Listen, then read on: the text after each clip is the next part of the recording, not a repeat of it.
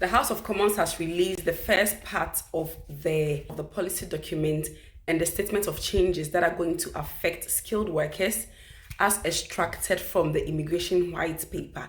So if you know or you did not know, some few months or weeks ago, the UK came out to say that they were going to make some changes, and they termed it restoring control over our borders.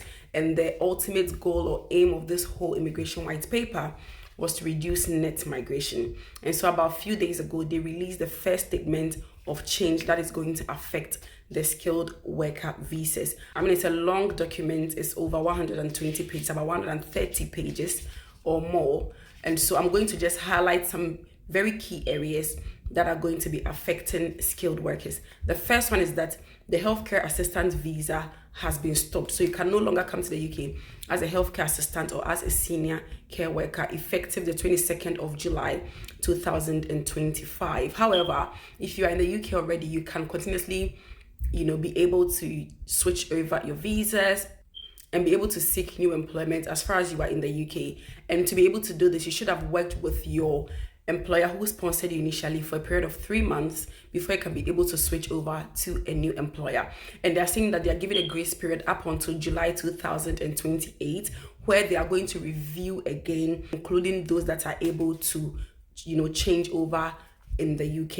And so you can continue to switch over to look for new employment as far as you're on the care worker visa, but you can no longer come into the UK again. I think that's because just yesterday somebody called me and said someone has taken money from her to bring her to the UK on the healthcare assistant visa. And so I'm just telling you that nothing like that exists anymore. It has completely been scraped off. From the RQF level has been raised from level 3 to level 6. This means that the qualification level that you needed to take up skilled worker jobs from the UK has been increased. At first, it was level 6, and then in 2020, I think there was a statement of change which decreased it to level 3, which meant that if you had a certificate or no serious qualification, you could take up certain jobs. However, effective July 2025, it has been increased back to level 6, which means that to be able to take up any skilled worker job in the UK, you should have a minimum qualification of a bachelor's degree.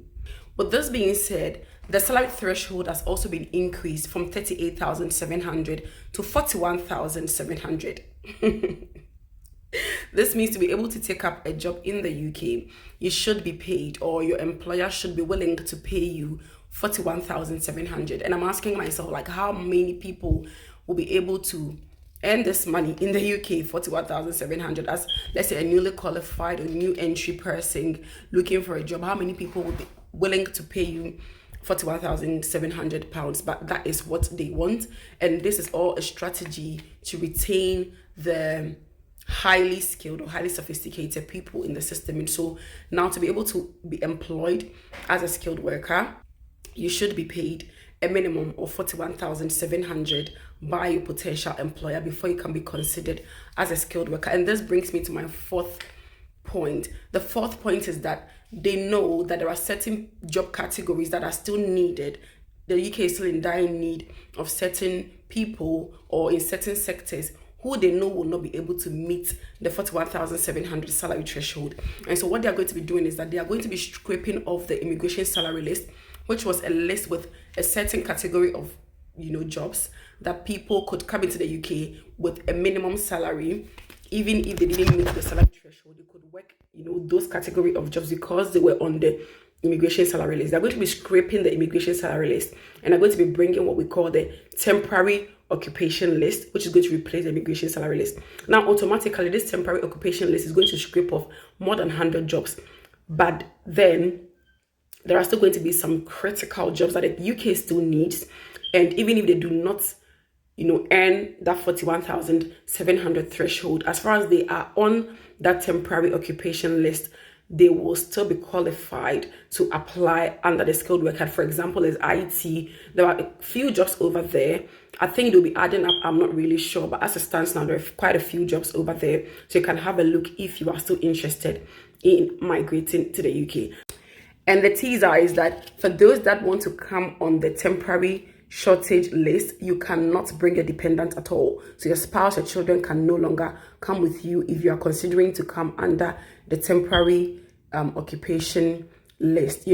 I feel like it's because of the cost of living. It's gone up, to be honest. And if you're coming with dependent and you're earning less than 50,000, I honestly don't know how you're going to survive it. It's going to be tough. So that is the reason why if you're coming on the temporary shortage list, you cannot bring your dependent with you. And I'm sure nurses will be asking, those that have got diploma are asking, what about them if they've not got a bachelor's degree? Because UK nursing degree takes 3 years, and some overseas countries also issue a diploma for 3 years, which is equivalent to the UK degree. They haven't said anything about that, but keep an eye on this space. If I hear any information, I'll definitely bring it here.